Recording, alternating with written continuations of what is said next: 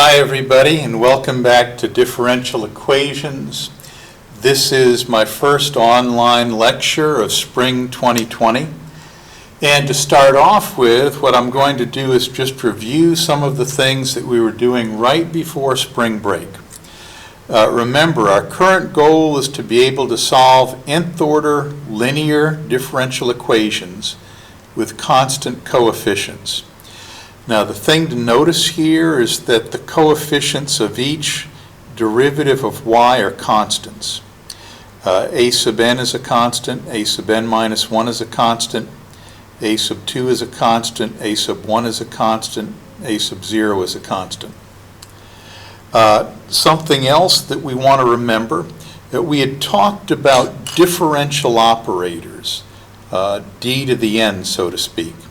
And this d sup n has the same meaning as this differential operator, and it's interpreted as an instruction to compute the nth derivative of the expression that follows. So this thing tells us to compute the derivative of, this thing tells us to compute the nth derivative of the expression that follows.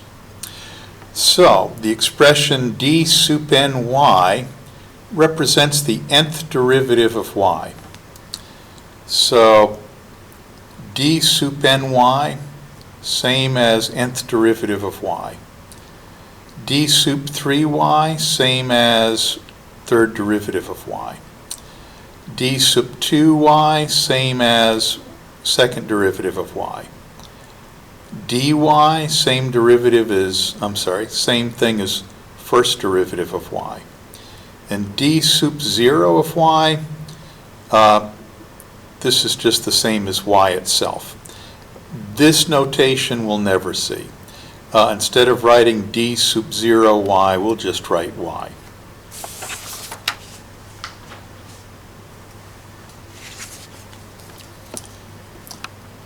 Okay.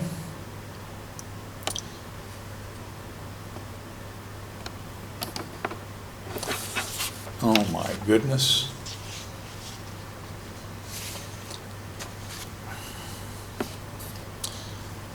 Something else.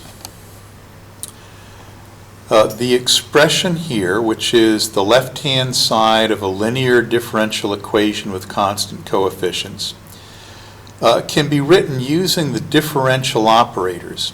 Instead of nth derivative of y, we can write d sup n y. Instead of a sub n minus 1, n minus first derivative of y, we can write a sub n minus 1, d sup n minus 1y, and so forth. So this term represents a sub n times the nth derivative of y. This term represents a sub n minus 1 times the n minus first derivative of y. This term represents a sub 2 times the second derivative of y, a sub 1 times the derivative of y, and a sub 0 times y itself. Now, notice that in all of these terms, y is a common factor. So what we can do using, or abusing, some multiplicative notation is just factor out the common factor of y. And what we have here essentially is just a linear combination of the differential operators.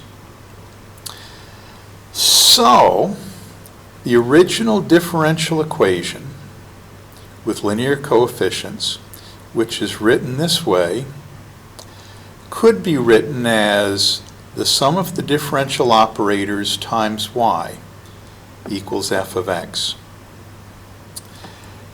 And looking at the expression in the parentheses, the remark says we may have noticed that the expression in the parentheses has the appearance of a polynomial in the variable d. And it will be to our advantage to think of the expression as a polynomial. As a matter of fact, we're even going to give it a name. We're going to call it phi of d. So the function phi of d is this polynomial in terms of the operator d. And remember, this is going to be very important for us to do. So the original differential equation, which was written this way, can be written as the linear combination of differential operators times y equals f of x, or even more compactly as phi of dy equals f of x.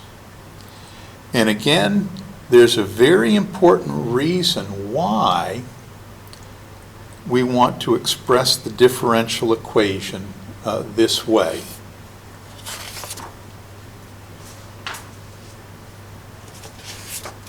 Now let's look at some examples.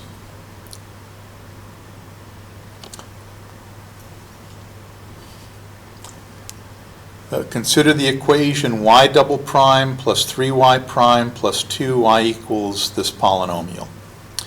We can rewrite it as second derivative of y, 3 dy, instead of 3y prime, plus 2y equals this polynomial.